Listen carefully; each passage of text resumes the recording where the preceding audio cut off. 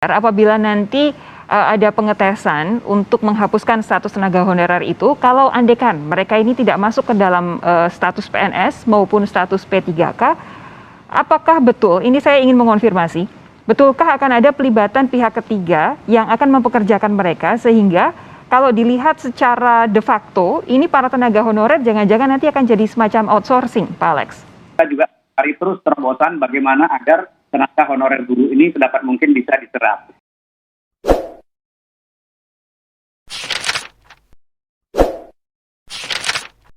Spesifik untuk nasib para guru honorer itu nanti akan seperti apa?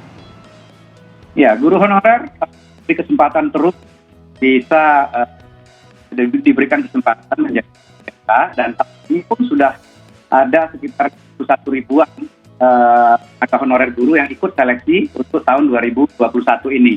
Dan seleksi tahap 1 hanya diperuntukkan untuk tenaga honorer dulu, termasuk guru non-ASN. Tahap 2-nya kalau mereka tidak lulus diberikan lagi kesempatan untuk tes, tahap 3-nya diberikan lagi kesempatan untuk tes, dan nanti 2022 kita juga cari terus terobosan bagaimana agar tenaga honorer guru ini sedapat mungkin bisa diserap. Persoalannya begini Mbak, selama ini formasi itu ditentukan oleh daerah. Nah, walaupun secara nasional Kemdikbud menyatakan butuh 1 juta guru, ternyata yang diusulkan oleh Pemda itu hanya separuh, hanya 500-an ribu saja begitu. Nah, ini kami sedang melakukan perubahan regulasi. Pertama, memberi ruang kepada Kemdikbud untuk menetapkan formasi sepanjang disetujui oleh Kementerian Keuangan anggarannya. Jadi walaupun daerah nanti bilang kami cuma butuh 1.000, kalau Kemdikbud menyatakan butuhnya 2.000, ya kita akan alokasikan 2.000 kebutuhan di sana begitu. Nah, ini salah satu terobosan di 2022 ya, jadi formasinya dibuka terlebih dahulu.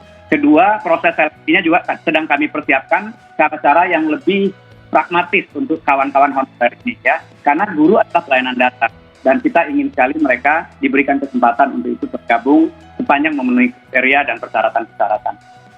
Nah, umum untuk tenaga honorer apabila nanti ada pengetesan untuk menghapuskan status tenaga honorer itu, kalau andekan mereka ini tidak masuk ke dalam status PNS maupun status P3K, apakah betul, ini saya ingin mengonfirmasi, betulkah akan ada pelibatan pihak ketiga yang akan mempekerjakan mereka sehingga kalau dilihat secara de facto, ini para tenaga honorer jangan-jangan nanti akan jadi semacam outsourcing, Pak Alex? Ya, jadi begini Mbak Sofia. Pertama kan tidak semua pekerjaan harus dilaksanakan aparatur sipil negara kan. Jadi aparatur sipil negara adalah abdi negara yang tugasnya adalah melaksanakan kebijakan publik dan memberikan pelayanan publik. Nah, pekerjaan-pekerjaan yang lain, ya misalnya cleaning service, misalnya security dan lain-lain untuk kepentingan kantor misalnya, itu kan tidak harus aparatur sipil negara. Sebaiknya dikerjakan oleh perusahaan yang memang fokusnya di situ. Jadi kita outsource-kan ke perusahaan.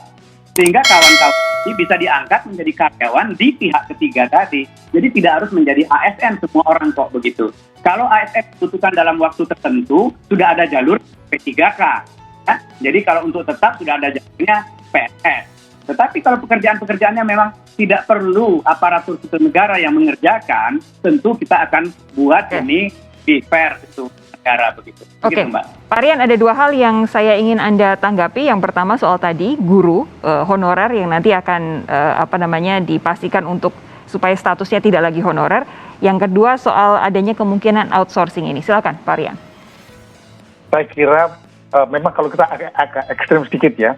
Jadi sebenarnya semuanya dapat outsourcing kan, tetapi tingkat mensecure mengamankan pelayanan publik ini harus betul-betul baik.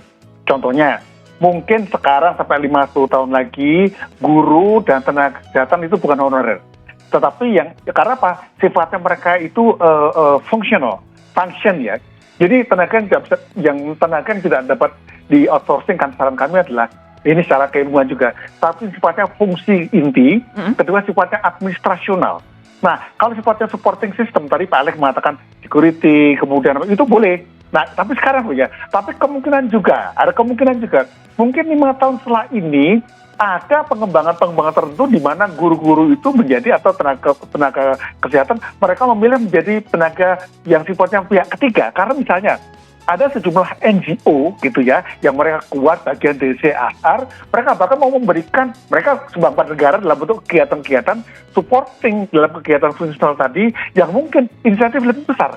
Jadi nanti mungkin juga nanti Pak Alex dengan tim akan memikirkan bagaimana skenario kebijakan 5-10 ke depan. Kenapa? Pak Alex di sini kan bekerja mungkin 5 tahun, 10, tapi yang dipikirkan kan bisa sampai 20 tahun lagi. Jadi saya kira sekarang yang penting bagaimana kita mengkomunikasikan kepada masyarakat, jangan takut masalah hal ini.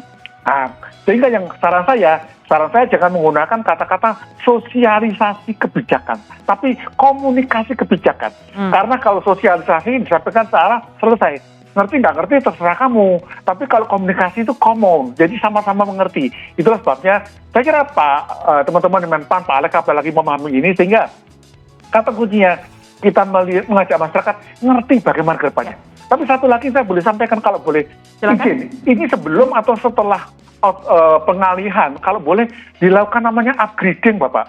Karena Bapak Ibu saya itu dulu guru SD. Jadi untuk bisa ditarik sebagai pekerja, mas honorer waktu itu.